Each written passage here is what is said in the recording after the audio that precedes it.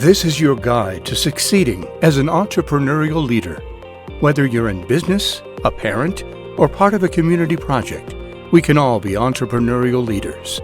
With your host, Jeannette Seibly, the Leadership Results Coach, and a variety of experts in leadership, you'll learn how to create extraordinary work and life results, stand up and speak up, make more money and have more fun, and get out of your own way. The biggest challenge is we don't like to ask for help and get stuck as do-it-yourselfers. Well, not anymore. Now here's your host, Jeannette Seibly, ready to help you become a successful entrepreneurial leader.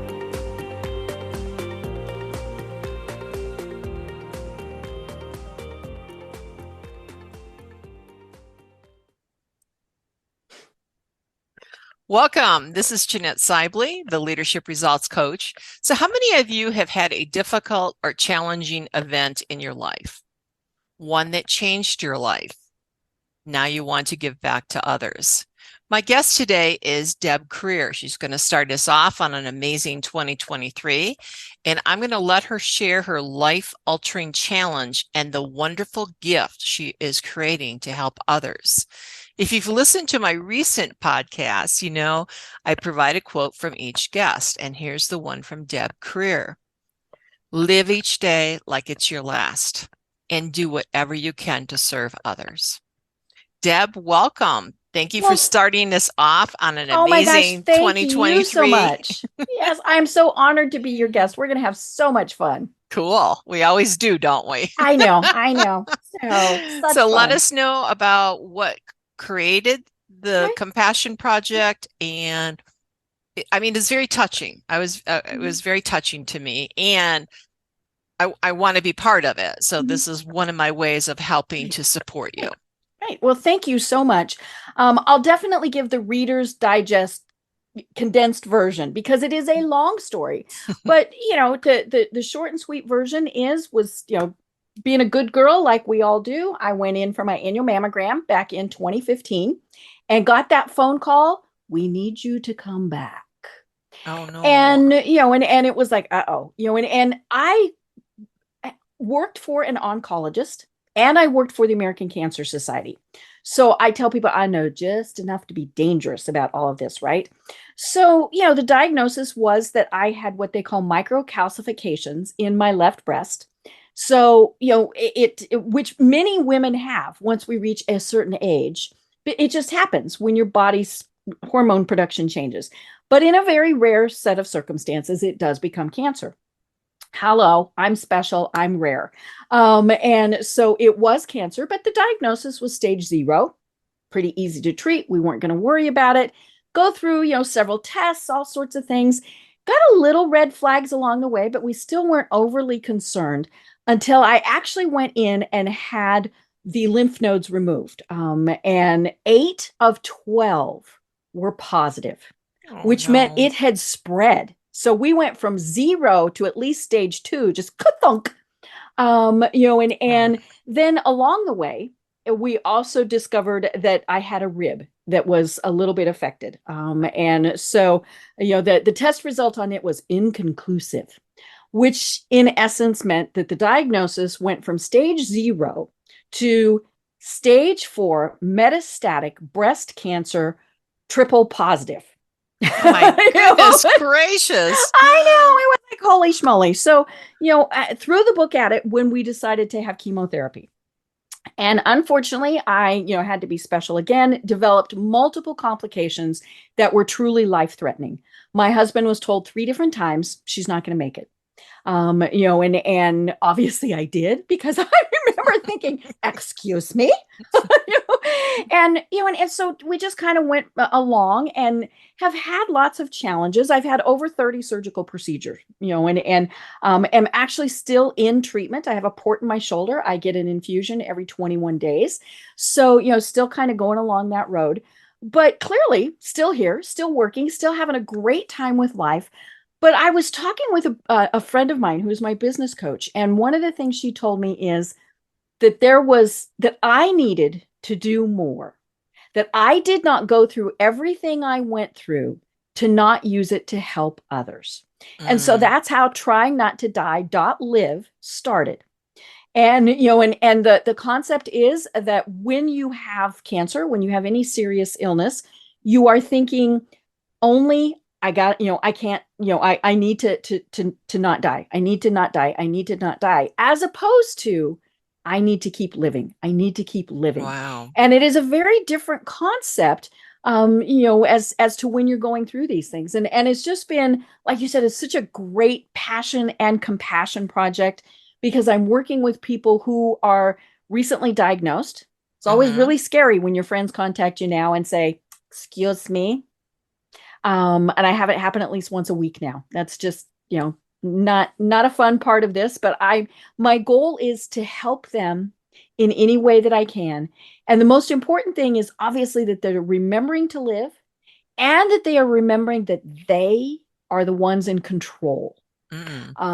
And then we also work with physicians and medical care providers to show them y'all aren't God, and you are just part of this process. Wow. And obviously very trusted and very valued part. But you kind of need some help, right? We all know these physicians who need a little help with customer support, customer service, and to remember to treat people like they are. I tell them, pretend I'm your mother, and I am a person, not a patient. Wow. Yeah, a lot of the medical Mhm. community, I'm sure, has learned a lot already from you if you've been their patient. Mhm. So congratulations on Thank you. that. How many years ago was this diagnosed? So the initial diagnosis was July of 2015. So we're going on 6 years. Okay. And then when did you Mhm. decide that this compassion project and becoming Just- a warrior, which I is a know. word you shared with It me? is. Warrior is very important. Yeah. So we So when started did this that start? process.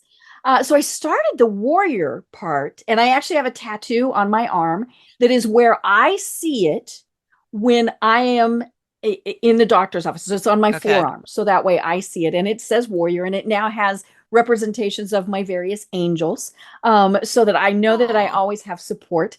And when I was very early in the stages of all of this, I saw a saying somewhere, and it said, fate says to the warrior, you cannot withstand the storm. And the warrior replies, I am the storm. And that's part of what we want to show people too, is Yeah.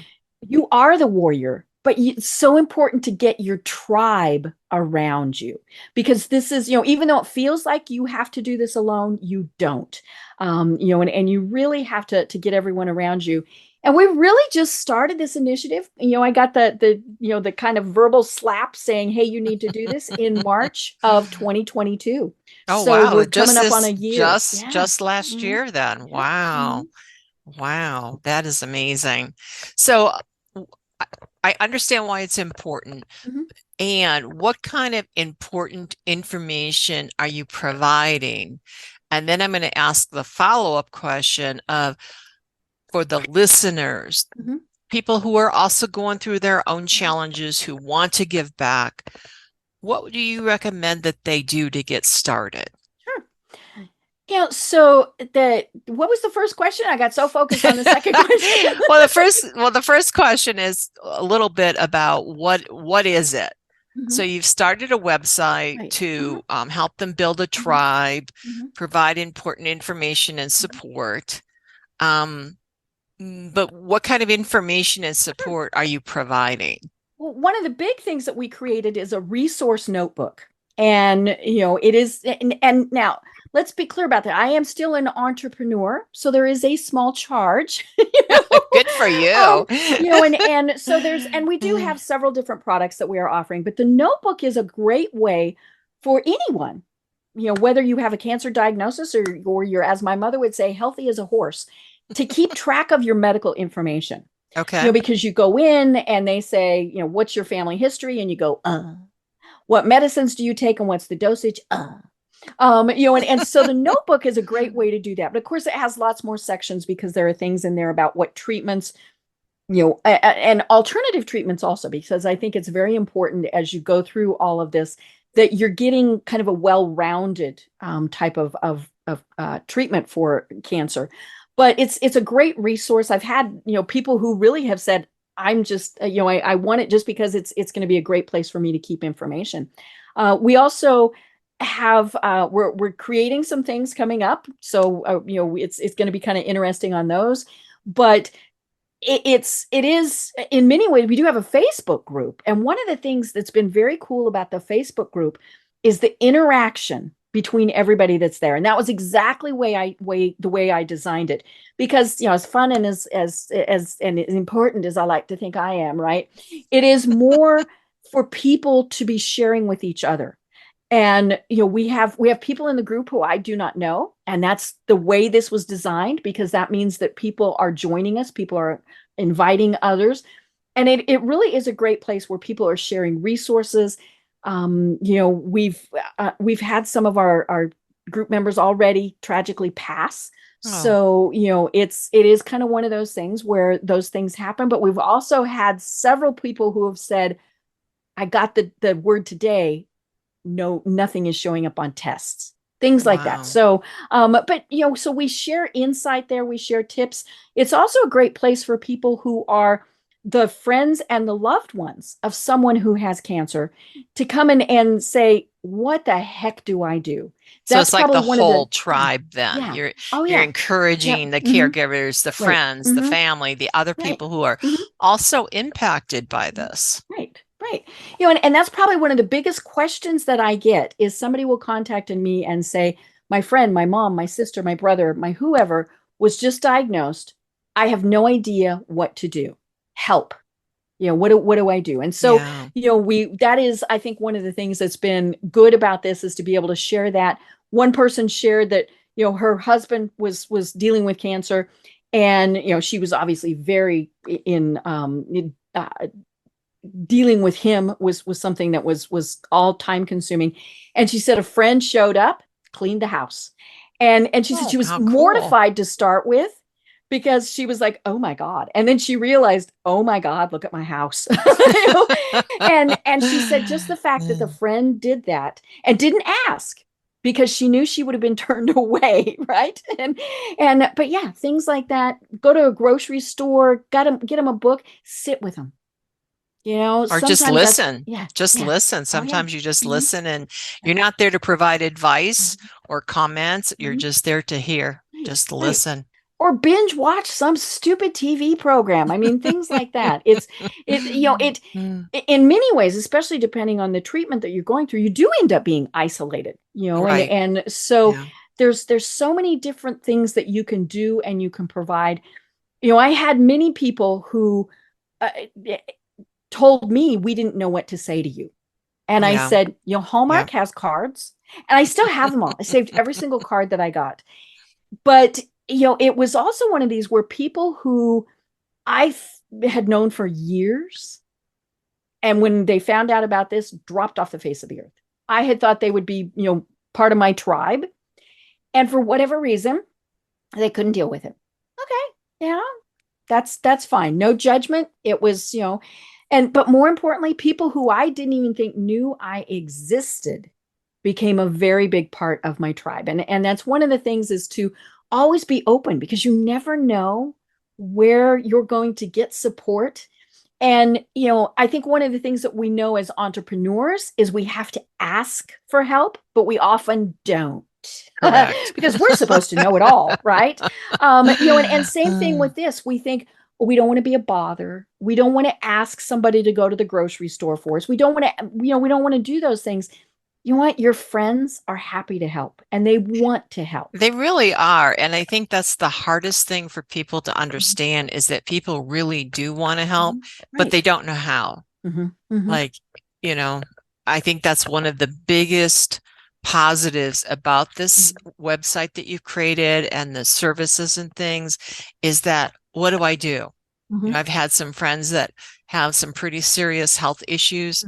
How do you help them? Because they don't always know what to tell you on how to help. Right. And so you feel lost. Yeah, you feel lost. Don't just say, what can I do? give them specifics. Can I go to the Okay. grocery store? Can I take care Great of your advice. kids? Does the cat need to go to the vet? I mean, all of these things. Or does the dog need walking? Things Right. like that. Yeah. Do So you need walking? yeah, I had maybe friends they who, need yeah, to go yeah. out too. I mean, that was one of the things when I was finally home from the hospital, I needed exercise. That was one of the things, and clearly could not go by myself in case I went thud. And so I had friends who would come over once a day and take me for a walk. And it was just the funniest thing in the world. We thought about putting a leash on, and they started off with, we would go 2 or 3 houses. Then we'd go 4 or 5 houses. And then, the walks got a little bit longer, but it would take somebody, here in Atlanta, an hour to do that, counting however long they had to drive to get to me. But just the fact that they came and did that was just incredible. Super. So the last question was, what kind of advice can you give to the listeners who want to pursue their own compassion projects? You and I have talked about this several times, and I have been so grateful for all of the support that you provide. When we have these compassion projects, I think one of the things that happens is we get very, very excited about it. We do, don't we? And we do well, we can do this and this and this and this, and then we turn into, the wild chipmunk on the wheel, just going as fast as we possibly can. And just like you have to do with a business, you have to plan. You need to sit down and think, okay, what are my goals? Like I said, this is so much fun for me, but yes, we have a way to monetize things. Might not be something that, anybody else is wanting to do, because who knows what their compassion project is. But sit down and think about it. What are your goals? How are you going to achieve those? Who are you going to bring in as part of that team? That was one of the most important things that I did was, I could do brand development. I could do website development, but I also knew that I would never get it done. And so I hired experts to do it for me.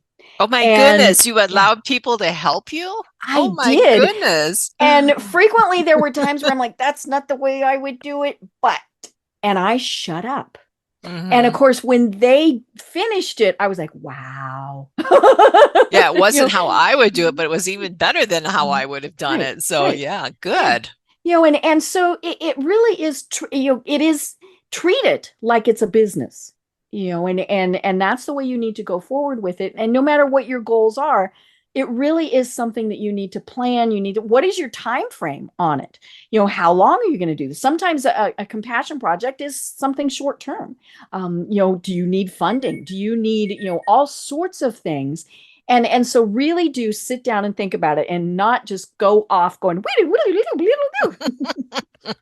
I call them hamsters on the exercise wheel, where you have these 2 fingers and they just keep going and keep going and keep, like there's no stopping. And that wheel goes faster and faster. It does. And then pretty soon. And the problem is you're afraid to stop. Exactly. You're afraid to stop, but you're also afraid to continue moving forward. Right. And I think that's what I love about how you've done this, is you've taken it seriously enough.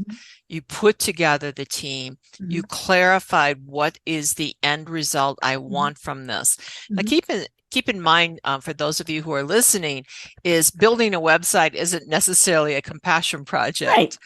It could be just Meals on Wheels kind of thing, or you have neighbors, an elderly neighbor in your neighborhood who could use some help. So you get the neighbors together, and together you support the 1 or 2 elderly people.